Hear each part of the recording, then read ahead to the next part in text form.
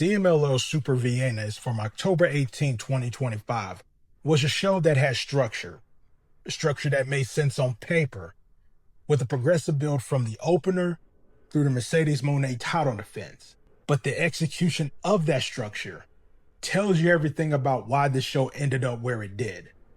When you start a match that rates 1 3/4 stars because of some execution problems, that's a hole you're climbing out of immediately. And while they did climb out of it, they never got high enough to make the show something that you need to see. The opener with Nexy and Tabata versus Candela and Valkiria was a little bit ahead of me. And it kind of just set a little bit of that shaky tone. Now, the execution of this could have been smoother, and I thought this could have been more if that execution was indeed better. I gave this one 1 3/4 stars. And for an opener, that's not what you want, because now the show has to recover. The lightning match with Kira versus Sanely helped that recovery a little bit. I gave this one 2 1/4 stars, which isn't great, but it's movement in the right direction. Sanely, she won with a bow stretch at the 9-minute mark, leaving just 1 minute on the clock. And the key here was better structure and execution than the opener here.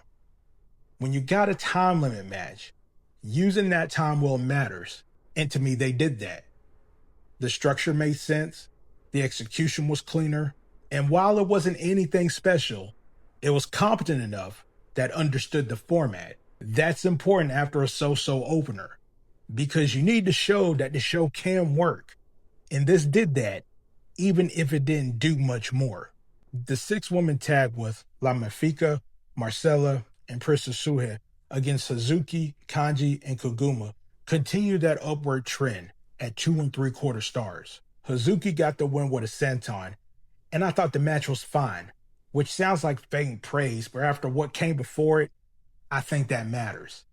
The time usage here was better than the earlier matches, and that's why it's rated a little bit higher.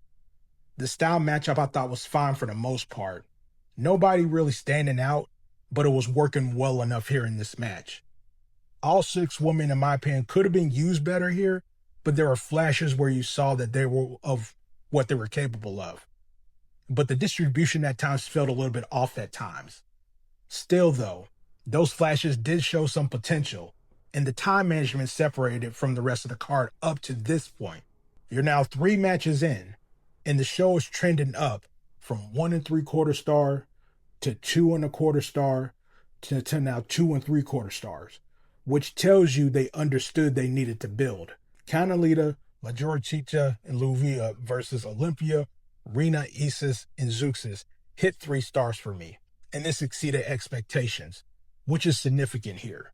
My expectations was pretty average, but the structure, time management, and execution was better than that here. The Rudas, they took the first fall, and the Technicas took the second and third fall. And the best of 3 falls format really helped this match, especially in that third fall where everything came together here.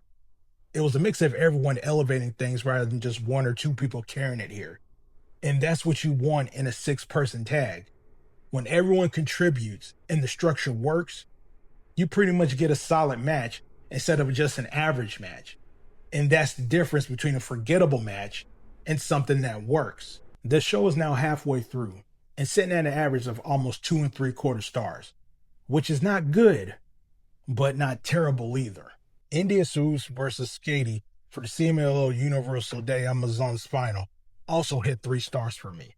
But this one had something that the 6-woman tag didn't, which was better crowd investment.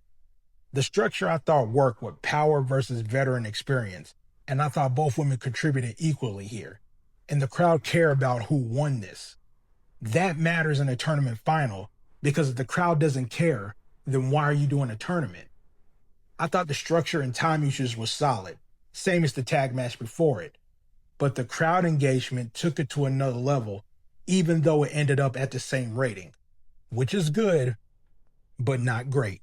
Mercedes Moné versus Persephone for the CMLL women's title, I thought was the best match on the show at 3 3/4 stars. But the frustrating thing is, this should have been better. Moné retained after hitting the statement maker, and this match had everything it needed except one thing. Time. The back and forth was really good. The drama was there. The crowd was hot. And Moné and Persephone worked very well together throughout this match. When you got all those elements working, and the only thing holding it back is not getting enough time to fully develop, that's why it stops at 3 3/4 stars instead of hitting 4 stars or higher.